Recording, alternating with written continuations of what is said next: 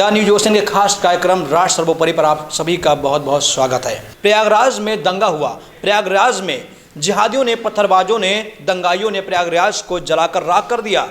आज हम आपको प्रयागराज के दंगे के पीछे की सच्चाई दिखाएंगे कि यह दंगा एक दंगा नहीं था, बल्कि एक आतंकी गतिविधियां थी। जी हाँ साहब, आज आपको हम प्रयागराज के मास्टरमाइंड जावेद के घर से कुछ आतंकी सबूत दिखाएंगे और ये भी दिखाएंगे कि उसके कनेक्शन आतंकवादियों के साथ हैं। ये भी दिखाएंगे कि उसकी बेटी जो आज जेएनयू में नंगा नाच नाच रही है, उसके कनेक्शन भी आतंकवादियों के साथ हैं। वो आतंकवादियों को मसीहा कहती है, आतंकवादियों को देवता समझती है। चलिए, मेरा आपसे अनुरोध है कि इस खबर को, इस पूरी डिबेट को, इस खास कार्यक्रम को आप अधिक से अधिक जरूर शेयर करें, वीडियो को लाइक करें, चैनल सब्सक्राइब करें। चलिए, सबसे पहले हमारे साथ सहयोगी हैं विशाल यादव जी और विशेष जी। हम इनसे जानना चाहेंगे कि आखिर वो सबूत कौन से हैं जिन सबूतों की हम बात करने जा रहे हैं। आखिर क्यों जावेद की बेटी का प्रेम अफजल गुरु के साथ इतना खास है, बताइए। बिल्कुल रंजीत, बहुत पहले नारे लगे थे, अफजल हम शर्मिंदा है, तेरे कातिल जिंदा है।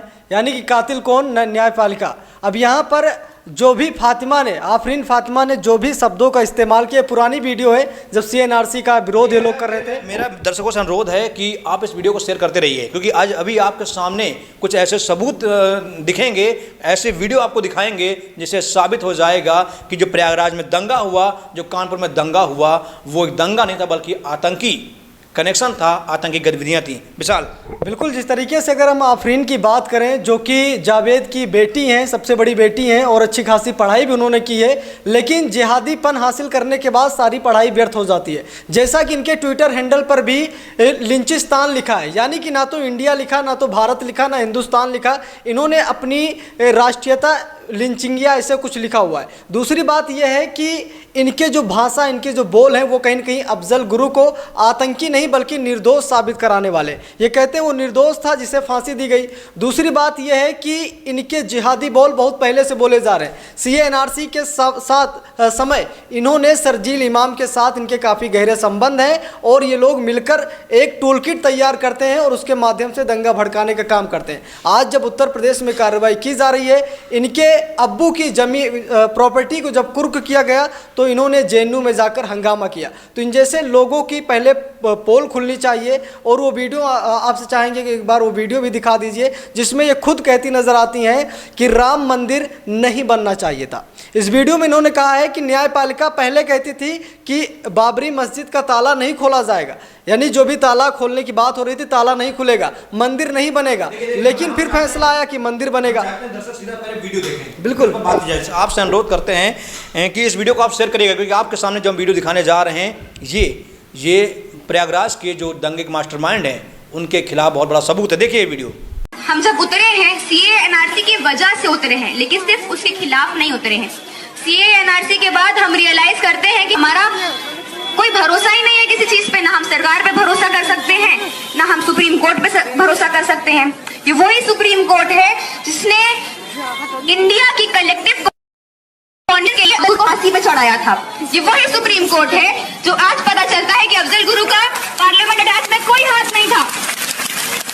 ये वही सुप्रीम कोर्ट है जो कि पहले बोलती है कि बाबरी मस्जिद के नीचे कोई मंदिर नहीं था, ताला तोड़ना गलत था, मस्जिद गिराना गलत था, और फिर बोलती है कि यहाँ पे मंदिर बनेगा। तो हमको सुप्रीम कोर्ट से ना कोई उम्मीद है, क्योंकि आज आपने देखा ये वीडियो। इस वीडियो को आपने देखा। हम आप विशाल आपसे जानना चाहेंगे कि आप बता रहे थे इस वीडियो के बारे में। इस वीडियो को देखकर क्या लगता है आपको? क्या इस वीडियो में आतंकी गतिविधियां नहीं दिख रही हैं? क्या ये वीडियो देश के संविधान का मजाक नहीं है? क्या ये वीडियो देश के कानून को चैलेंज नहीं है?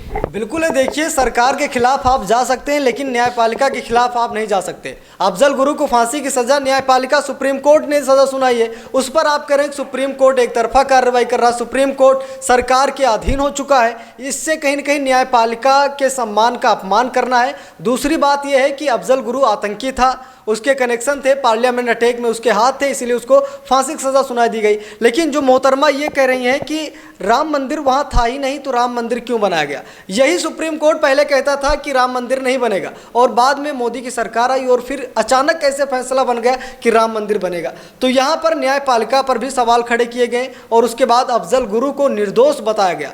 ये सबसे बड़ी विडंबना है देश की। मिसाल आपने सही कहा, और आपने शुरू में जिक्र किया था एक शब्द का, लिंचिस्तान। मेरा मानना है कि जब आप अपने अपने फेसबुक पर या कहीं भी लोकेशन डालते हैं तो या हिंदुस्तान डालते हैं, अपने शहर का नाम डालते हैं, लेकिन इस जावेद की बेटी ने लिंचिस्तान डाला है। हम विशेष जानना चाहते हैं कि इस शब्द का मतलब क्या है, क्यों डाला इस नाम? कहीं ना कहीं लिंचिस्तान हो या कोई भी शब्द हो, ये एक चीज़ आपको देखनी चाहिए कि JNU AMU ये दो यूनिवर्सिटीज़ ऐसे हैं कि अब पिछले कुछ समय से यहाँ पे अक्सर कोई भी देश विरोधी गतिविधि हो या कोई भी देश विरोधी नारे यहीं लगाए जाते हैं। अब एक चीज़ देखने वाली है कि ये जो फातिमा है, जो इनकी जावेद की बेटी हैं, इनकी अगर आप गतिविधियों पे नज़र डालें तो ये AMU से पढ़ी हैं, ये AMU में छात्र संघ की नेता भी रही हैं, ये JNU में पढ़ी हैं। उसके बाद इनका CA NRC में भी खासा वो रहा है, गतिविधि रही है। उसका सहजील इस्लाम का इनका बहुत करीबी रिश्ते भी रहे, संबंध रहे। ये मैं नहीं, ये न्यूज़ में आ चुका है। तब पुलिस, हमारे देश के कानून का लचर देखिए, अगर उसी समय पुलिस, जब CA NRC का दंगा हो रहा था, इतना लोग सपोर्ट कर रहे थे, लोग सपोर्ट करने की जगह अगर इस फातिमा को उसी समय पहचान लिया गया होता तो शायद आज ये जो पत्थरबाजी हो रही है, जो दंगे भड़क रहे हैं, जो हिंसा भड़क रही है, ये नहीं भड़कती। तो कहीं ना कहीं हम लोग ही ढील दे देते हैं, हम ही लोग ढील दे देते हैं। देखिए, इनकी गतिविधियों पे ध्यान दिया जाए तो इन्होंने JNU में भी लगातार देश विरोधी गतिविधियां की, इन्होंने AMU में भी की, इन्होंने दिल्ली के CA NRC में भी की।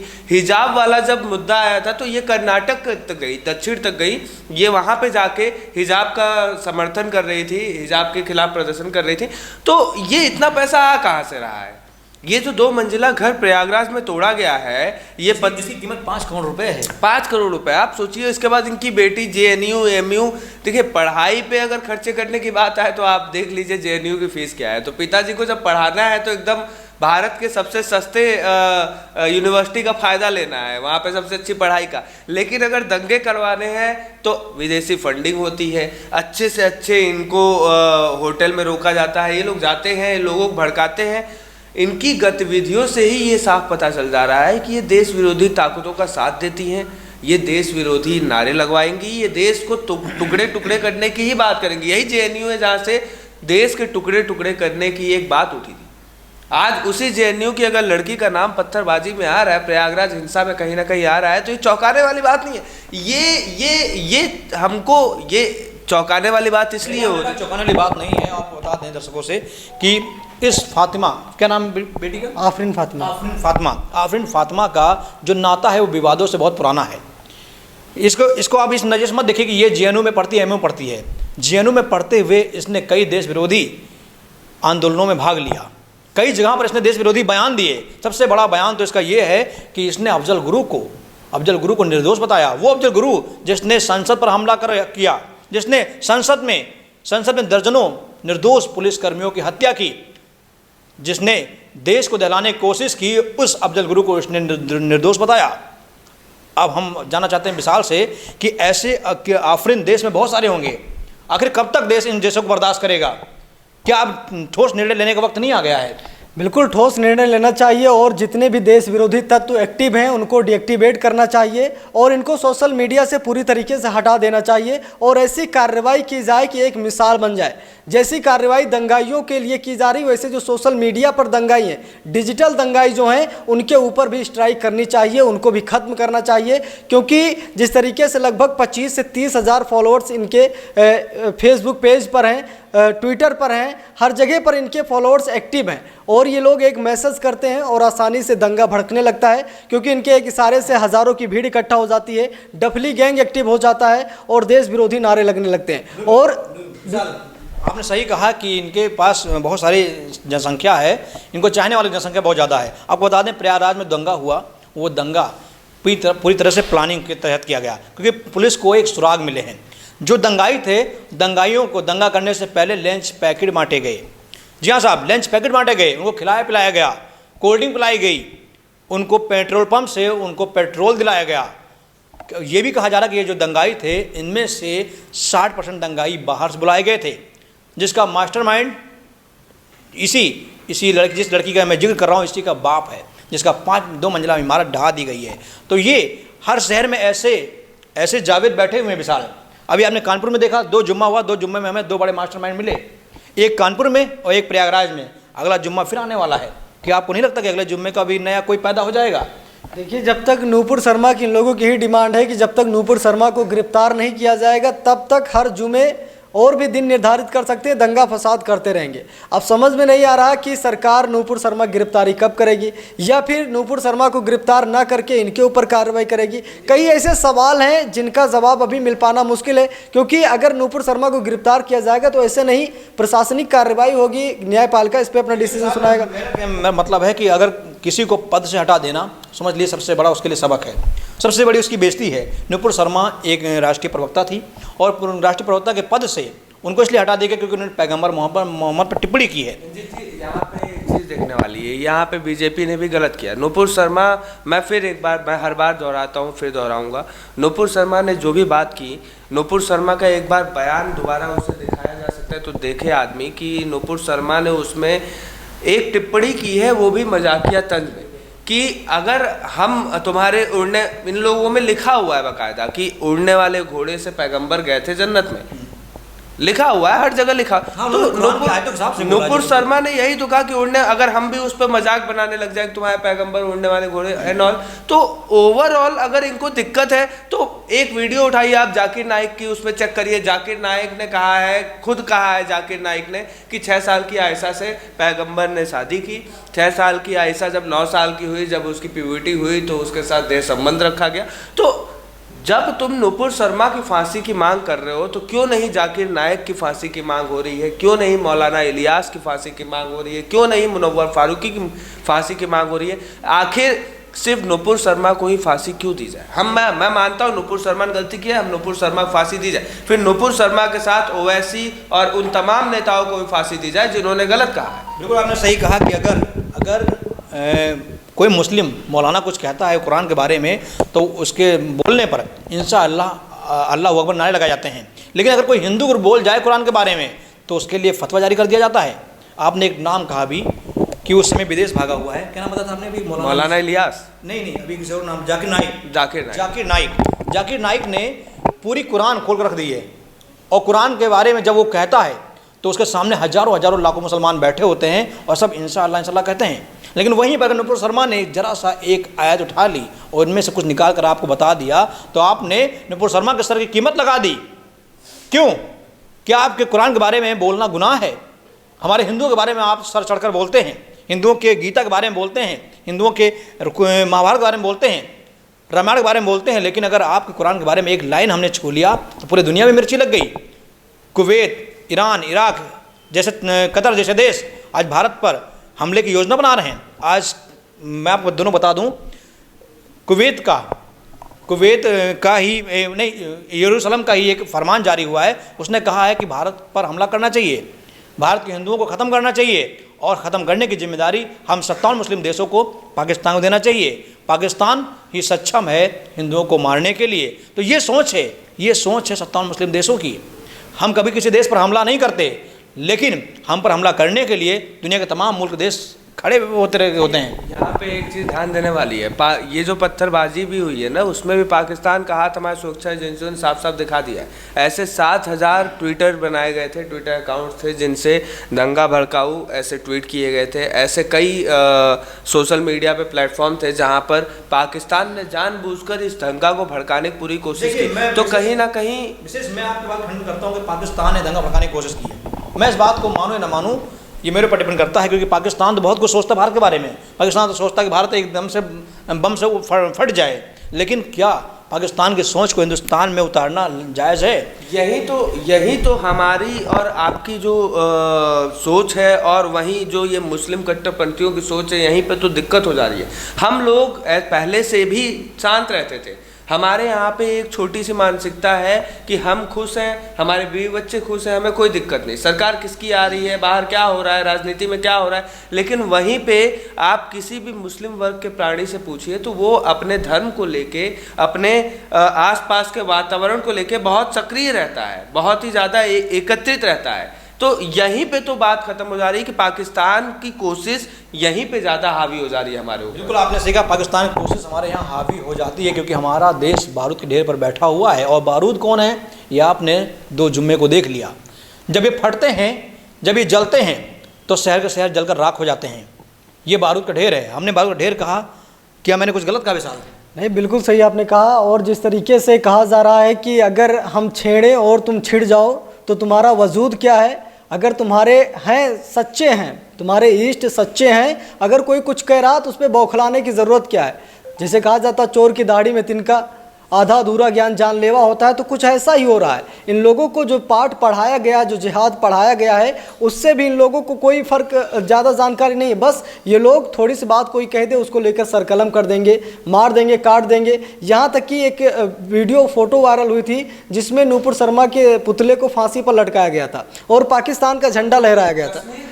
बिल्कुल कश्मीर की वीडियो है। तो सोचिए किस तरीके से अन्य देशों के कानून यहाँ पे लागू करने की बात की जा रही है, किस तरीके से पाकिस्तान का झंडा लहरा करके नूपुर शर्मा को फांसी, उनके पुतले को फांसी पर लटकाया जा रहा है। तो कहीं ना कहीं बहुत चीज़ों से भारत को भी गुजरना है और इन जिहादियों से भारत को बचाना भी है। इसी तर्ज में भारत सरकार काम भी। यहाँ एक चीज़ और देखने वाली है कि इस पूरे हिंसा का अगर आप मास्टरमाइंड देखें और या स्ट्रेटेजी देखें तो आप देखिए कितनी बारीकी से इन लोगों ने, गोरिल्ला स्ट्रेटेजी होती है। गोरिल्ला स्ट्रेटेजी का मतलब होता है कि गोरिल्ला और ये जितने भी बंदर जैसे होते हैं तो इनके अगर पास बच्चा हो तो वो एक दूसरे पर अटैक नहीं करते। तो देखिए हिंसा देखिए कैसे ये लोग करते हैं। ये सामने अब रांची में जो लड़का मरा है, जिसकी मम्मी, जिसकी माता खुला सरकार को धमकी दे रही हैं, खुला वीडियो में कहने कि एक नहीं, अगर एक मरा है 100 पैदा होंगे, और वो क्या गलत कह रहा था, इस्लाम जिंदाबाद है, जिंदाबाद रहेगा। तो यहाँ पे गदर का मुझे एक डायलॉग याद आता है कि तुम्हारा इस्लाम जिंदाबाद है, रहेगा, ठीक है, लेकिन हमारा हिंदुस्तान जिंदाबाद था, है और वो भी रहेगा। ना हम तुम्हारे इस्लाम को कुछ कह रहे हैं, ना तुम हमारे हिंदुस्तान पे उंगली उठाओ। और इस्लाम इतना पसंद है तो आप जाओ ना, पाकिस्तान है, तुर्की है। आज तो एक खबर ये भी आ गई है कि तुर्की या ये आपने इराक या कोई ऐसी कोई जगह है इस्लामिक है जो कह रहा है कि जितने भी भारत में ये लोग हैं जो नूपुर शर्मा का विरोध कर रहे हैं उनको हम अपने यहाँ का वो दे देंगे, अपने यहाँ का नागरिकता दे देंगे। तो भैया आपके लिए तो खुला बम्पर ऑफर है, आप जाइए, आप इस्लाम जिंदाबाद वहाँ करिए ना। क्यों बच्चों को अपने आगे कर दे रही हो, क्यों अपनी गंदी मानसिकता दिखा रहे हो? यही माँ बाप खुद रोड पे नहीं थे, इनके बच्चे रोड पे थे। क्या, मैं एक सवाल पूछना चाहता हूँ, सब कमेंट करिएगा, क्या आप घर से बाहर निकलते हो, आपके माँ बाप को नहीं पता होता है आप कहाँ हो? अगर नहीं पता होता है तो वो माँ बाप की गलती है। माँ बाप आपको पढ़ने लिखने के लिए भेजते हैं, माँ बाप पत्थर चलाने के लिए नहीं भेजते हैं। माँ बाप वहाँ पे जहाँ पे पथराव हो रहा है वहाँ पे इस्लाम जिंदाबाद चिल्लाने के लिए नहीं भेजते। क्यों नहीं किसी हिंदू का लड़का वहाँ पे जाकर चिल्लाया भारत माता की जय या जय श्री राम, क्यों नहीं चिल्लाया? अगर वो चिल्लाने जाता उसको भी गोली पड़ती, क्योंकि भैया जंग और प्यार में सब कुछ जायज़ है। और यहाँ जंग थी, आप कहीं 4 लोग लड़ रहे हैं, बीच में घुसोगे तो मरोगे। देखिए आपने सही कहा कि वो जंग थी, क्योंकि जंग इसलिए थी क्योंकि कई पुलिस वाले घायल हुए हैं, कई पुलिस वालों के हाथ टूटे, किसी के सर फटे हैं, कई दुकानें जल के राख हो गई, कई मासूमों के रोजगार तबाह हो गए। और ये जंग छेड़ी गई थी हिंदुस्तान के खिलाफ। आपने जिक्र किया कि प्लानिंग पाकिस्तान से थी, आपने जिक्र किया कि फंडिंग विदेशों से हो रही थी। एक जंग थी भारत के खिलाफ, जिस जंग को ख़त्म करना हिंदुस्तान के पुलिस का सबसे बड़ा फ़र्ज़ था, क्योंकि हम देश के अंदर सेना नहीं उतार सकते। पुलिस के कंधों पर जिम्मेदारी थी किसी भी तरीके से कानून को कायम रखना, और पुलिस ने हर संभव प्रयास किया। और इस प्रयास में हमारे सैकड़ों पुलिस वाले घायल हुए, कानपुर से लेकर पूरे देश में कई पुलिस वाले घायल हुए। शायद उन पुलिस वालों की खबरें मीडिया में नहीं आती हैं, उन पुलिस वालों के वीडियो मीडिया में नहीं आती हैं, लेकिन जब ऐसे पत्थरबाज मारे जाते हैं, ऐसे दंगेबाज घायल होते हैं तो इनकी खबरें मीडिया में आती हैं। तो ये जंग थी, इस जंग को ख़त्म करना पुलिस का फ़र्ज़ था। और आपको बता दें, ऐसी जंगें हमें लगता है अभी हिंदुस्तान में और भी देखने को मिलेंगी, क्योंकि आपने अभी जिक्र किया है कि उस माँ का, जिस माँ ने कहा कि इस्लाम जिंदाबाद दी, तो कह रहा था कौन सा बड़ा गुनाह कह रहा था? अरे साहब, आप इस्लाम जिंदाबाद कहकर क्या पाकिस्तान हिंदुस्तान को जला देंगे? आप इस्लाम जिंदाबाद कहकर क्या हिंदुओं के सर कलम कर देंगे? ये एक जंग है जो बेटे से शुरू हुई और माँ तक भी जारी है। हर माँ बाप कहता है कि उसका जो बेटा है उसकी जैसा ना बने, लेकिन यहाँ माँ ही कह रही है कि मेरा बेटा कौन सा गुनाह कर रहा था। विशाल, क्या कहते हैं ऐसे माँ को बारे में? बिल्कुल ऐसी माँ नहीं होती हैं, लेकिन जिस तरीके से वो लोग भी अनपढ़ होते हैं और उसके बाद बेटा कुछ करने लगता है तो लोग बढ़ा चढ़ाकर प्रमोट करते हैं। और सबसे बड़ी बात है, हमने खुद देखा, हमने कुछ सोचा है, ये लोग मुल्ला मौलवियों के सहारे रहते हैं। इनका बेटा क्या करेगा माँ बाप तय नहीं करते, मुल्ला मौलवी तय करते हैं। मदरसा का वो मौलाना तय करता है, मस्जिद का वो मौलाना तय करता है, जो 1 लाख रुपये किसी 1 लाख रुपये लेकर किसी औरत का हलाला करता है। अब सोचिए, हलाला करने वाला मौलाना क्या सलाह देगा उन माँ बाप को, और माँ बाप उस बच्चे को क्या सलाह देंगे? तो स्वाभाविक है, ऐसे दर पीढ़ी दर ये लोग आतंकवादी ही कुल मिलाकर बनाते हैं। क्योंकि बहुत पहले खान सर ने भी कहा था कि बच्चे पैदा कर रहे हो पंचर बनाने के लिए, तो बहुत तरीके की बात है। असदुद्दीन ओवैसी ने खुद कहा था कि आज का अब्दुल अब पंचर वाला अब्दुल नहीं बल्कि APJ अब्दुल कलाम बनेगा। तो अच्छी बात है, आप APJ अब्दुल कलाम बनाइए, क्यों उसे अब्दुल पंचर वाला बना रहे हैं, आप अब्दुल आतंकवादी बना रहे हैं। अच्छी बात है, भारत आपका सम्मान करेगा, लेकिन आप पत्थरबाजी सिखाएंगे, इसमें माँ बाप का ही दोष है।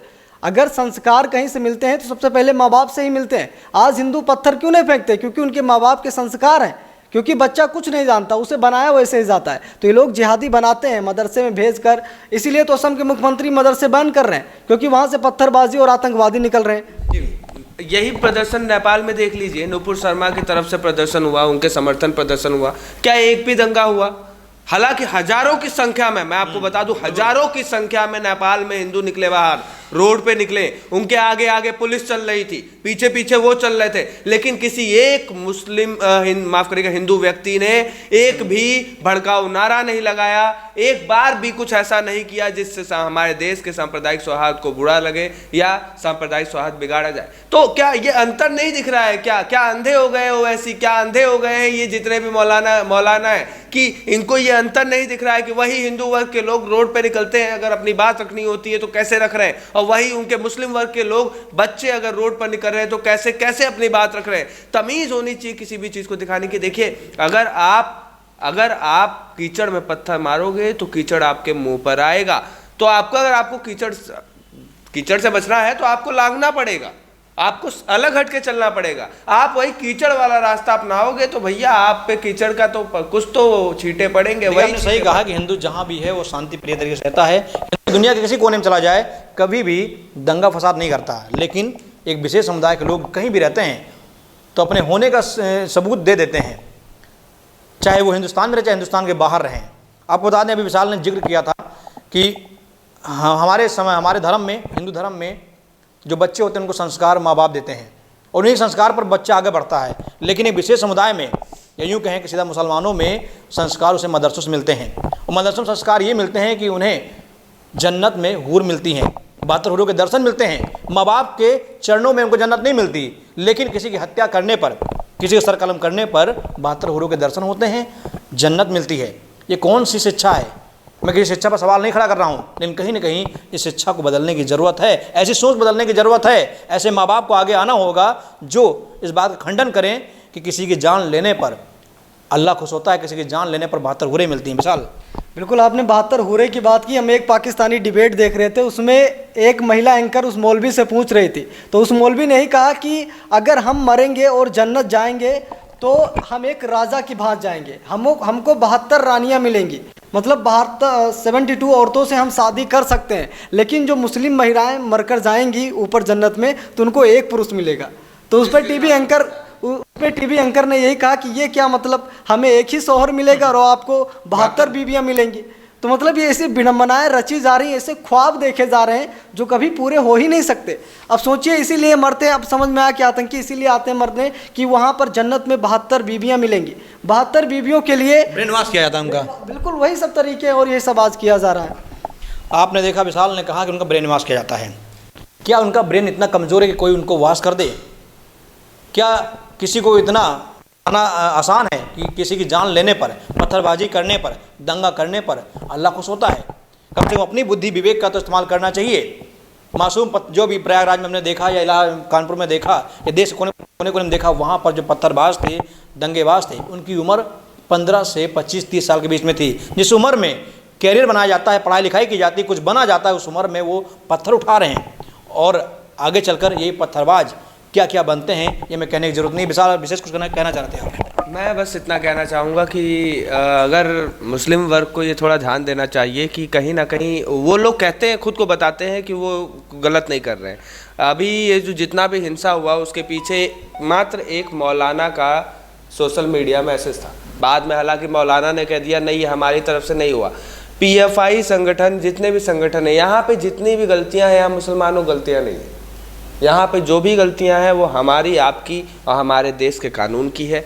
मेरा अंत में यही कहना होगा कि हमें अपने देश के कानून में सुधार लाना पड़ेगा। ऐसे लोग जो आप देखिए ना, चाइना में अगर आप चाइनीज़ एम्बेसी खिलाफ बोल दीजिए, चाइनीज़ गवर्नमेंट खिलाफ बोल दीजिए, आप गायब हो जाते हैं भैया।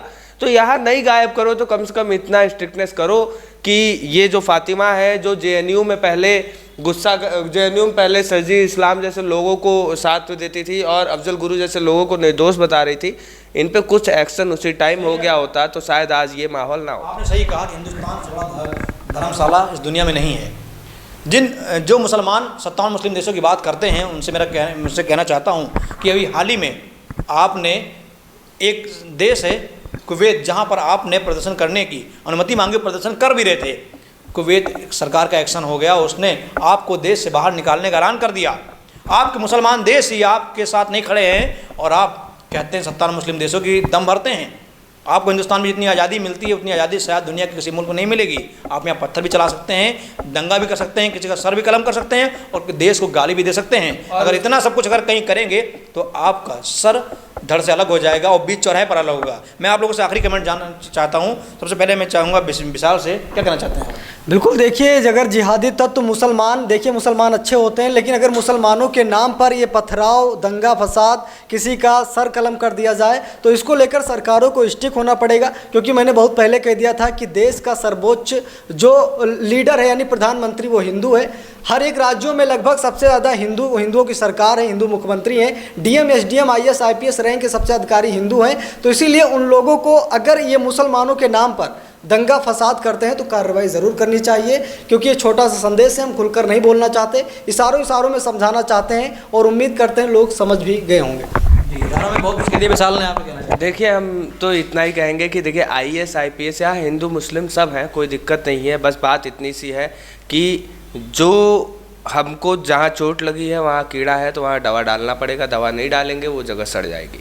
तो यहाँ कुछ मुस्लिम कम्युनिटी में कुछ लोग ऐसे हैं जो कीड़े की तरह हैं, अगर उनको हमने नहीं निकाला तो हमारा देश सड़ता चला जाएगा। और आज सड़ान के एकदम अंत में है, तो कहीं ना कहीं मोदी सरकार और योगी सरकार उत्तर प्रदेश में जो कर रही है हमें उनका साथ देना चाहिए। क्योंकि अंत में फिर वही बात आ गई, सरकार प्रशासन पुलिस अकेले कुछ नहीं कर पाएगी, हमें और आपको उनका साथ देना पड़ेगा, उनके साथ रहना पड़ेगा, क्योंकि राष्ट्र सर्वोपरि है। हमें और आपको साथ देना पड़ेगा। जी सही कह रहे हैं आप कि हमें सिस्टम का साथ देना पड़ेगा, सरकार का साथ देना पड़ेगा। सरकार देश को विश्वगुरु बनाने के लिए प्रतिबद्ध है और विश्वगुरु बनने के रास्ते पर देश चल ही रहा था कि बीच में ये दंगे फसाद शुरू हो गए, इससे देश को रुकना पड़ गया। बीच में कोरोना आ गया, इससे देश को रुकना पड़ गया। मेरा अनुरोध है देशवासियों से, चाहे हिंदू चाहे मुसलमान हो, अगर आप ये वीडियो देख रहे हैं इस वीडियो को आप शेयर करें। आपसे अनुरोध करते हैं इतना शेयर करें ताकि ये वीडियो हर किसी के मोबाइल में पहुँचे। हमारा खास कार्यक्रम राष्ट्र सर्वोपरि डेली शाम 9 बजे आपके सामने आएगा और मेरा आपसे अनुरोध है कि इस कार्यक्रम को आप सहयोग दें, प्यार दें। बहुत बहुत धन्यवाद।